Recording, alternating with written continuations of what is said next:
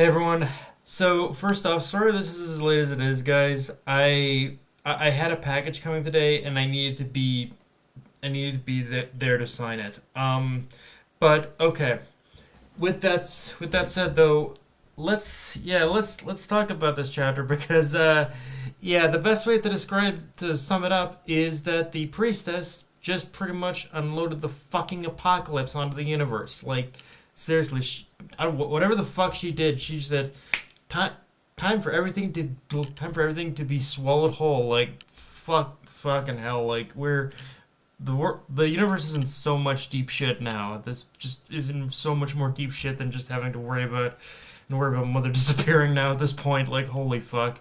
Um, but um, but before I even get into the details of that though, I I do want to get this out of the way first because it's kind of me just part of it is kind of me repeating things I've said before, but it really does feel like these chapters are just getting shorter and shorter and shorter. Like when reading this chapter, it felt like there was supposed to be more, a lot more with this chapter, and I don't know if it's again that thing where pages where pages weren't uploaded, or if this is weren't uploaded onto the site I use, or if this is just the chapter in its entirety. But in either case, like it genuinely feels like there this is one of those chapters where I walk away saying there should have been more, and at this point I have to assume something is going on with Horiko. Something is going on with Horikoshi behind the scenes, or sorry, not Horikoshi, I mean Mashima behind the scenes, where he maybe can't focus, where maybe he can't draw as much as he would like. Maybe I don't know, but it feels like these chapters are way shorter than they should be, honestly. Um, but okay, with but one thing I will say to pretty much the credit of this chapter though is that Shiki finally unleashes his overdrive. Like I admit this is the one thing I didn't think about for a while now, but it until it clicked with me. But the one of the big reasons is to one of the like I was waiting for the moment when Shiki would finally activate his overdrive against the priestess, and he did. Granted, only after she unloaded her overdrive, and it's like it's one of those little things where I'm like Shiki really should have activated this thing earlier than he did, in my opinion. But I'm at least glad that he activated it now. Like you really kind of needed that power a lot sooner in this case, Shiki. Because I'm not gonna lie, actually, from a kind of narrative perspective, Shiki not activating his overdrive sooner kind of feels like he was just makes it feel like he was underestimating the priestess. Like I know the whole reason he went to commune with the genophage or the chronophage to begin with is to get their help, but it's like Shiki, you should have known this was gonna happen, so I'd have gone for broke from jump, honestly.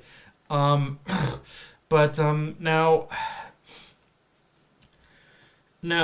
with that said, she we kind of with that said we do get a little bit of a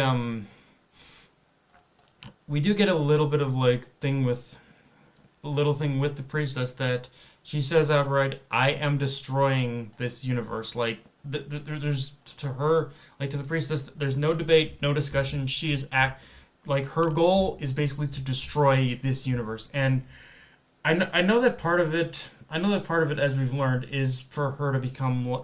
She wants to become whole again, or something like that.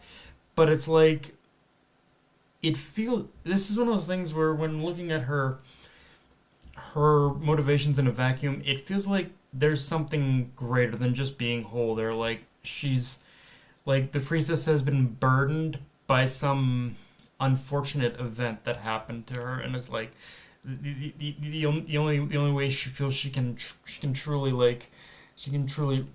return to normal and return whatever happened and just kind of bring back what she lost is to destroy everything. It's kind of a common factor when you look at a lot of the villains in Eden Zero, but this one especially is like this.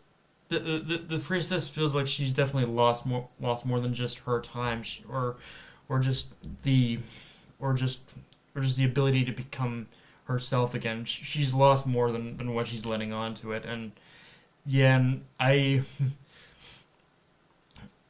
with and outs and yeah, I think it's going to be, and we obviously know that we obviously do know that the priestess is like either an alternate version of an alternate version of Rebecca, or an alternate, like, or Shiki and Rebecca's daughter. It's one of those two things. So it's like if she had lost, if this is Rebecca's daughter and it turns out she had lost Shiki, and she had lost her parents, she had lost both Shiki and Rebecca to something, then that would actually make even things even more tragic, because now she's kind of facing the younger version of her father, and not really, and her father's getting in the way of her wanting what she wants back, kind of thing. Again, speculation, obviously, but it would be kind of interesting if it's one of those things that makes me even more curious if this is in fact their daughter. Um, but but yeah, and obviously we got to talk about the priestess's overdrive, which is full on, like, it's on some it's a full. I like how her overdrive is basically a full on, like, a like Weiss's suit, like an upgraded version of Weiss's suit. And yeah, I'm not gonna lie, that suit design does look pretty sick as fuck. That is pretty cool. Um, and yeah, aside from that, like, there's not really much to say. I do admit, I'm kind of a little numb to these friendship speeches, I guess, sometimes. But I do admit the whole thing with with Shiki basically saying that there's no I'm gonna sit back and let you destroy this universe, and then her rebuttal saying this is not a paradise. It's one of those things where I'm actually kind of with Shiki, because as he lays out, they have made across many different universes, across many different across their adventures, they have made many memories that are worth protecting, for good or for bad. And I do like how it is kind of those two parallels of, like, the priestess believing that this universe, this world, is not a paradise. It is absolutely cursed and needs to be destroyed. And then you got Shiki saying it deserves to be protected. It's like, it is an interesting dual parallel there.